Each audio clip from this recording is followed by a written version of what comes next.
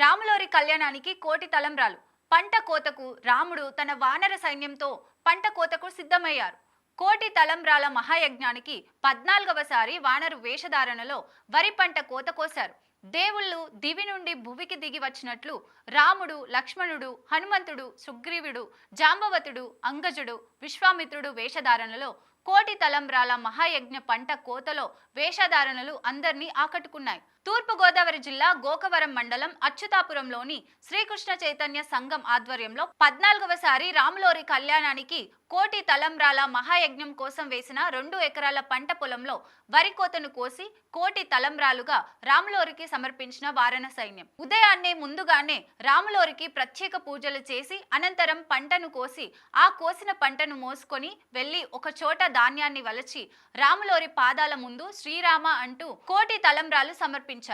రాముడు, లక్ష్మణుడు, హనుమంతుడు, సుగ్రీవుడు, జాంబవతుడు, అంగజుడు, విశ్వామిత్రుడు వేషధారణలో కోటి తలంబ్రాల యజ్ఞానికి నేడు శ్రీకారం చుట్టారు. రాబోయే రాముల వారి కళ్యాణానికి ఈ వడ్ల గింజలు గోటితో వలిచి భద్రాద్రి, అయోధ్య, ఒంటిమిట్ట వంటి రాముల వారి క్షేత్రాలకు కళ్యాణానికి వీటిని కోటి తలంబ్రాలకు ఇక్కడ నుండి పండించి పంపిస్తామని శ్రీకృష్ణ చైతన్య సంఘం సభ్యులు కళ్యాణ అప్పారావు తెలిపారు.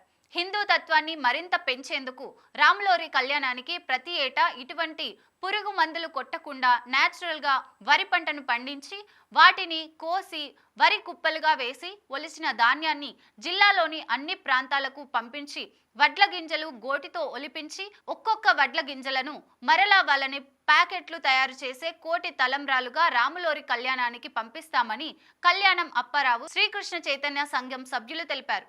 రాములోరి కళ్యాణానికి పంపించే కోటి తలంబ్రాలు మహాయజ్ఞంలో పాల్గొన్నందుకు మాకు చాలా సంతోషంగా ఉందని రాజమహేంద్రవరంకి చెందిన జానపద కళాకారుల బృందం ఇప్పటికే 14 ఏళ్ల నుంచి కూడా రాములోరి కరుణ కటాక్ష ఉందని మాకు చాలా సంతోషంగా ఉందని భక్తులంతా కూడా శ్రీరామ తత్వాన్ని అనుసరించాలని పిలుపునిచ్చారు.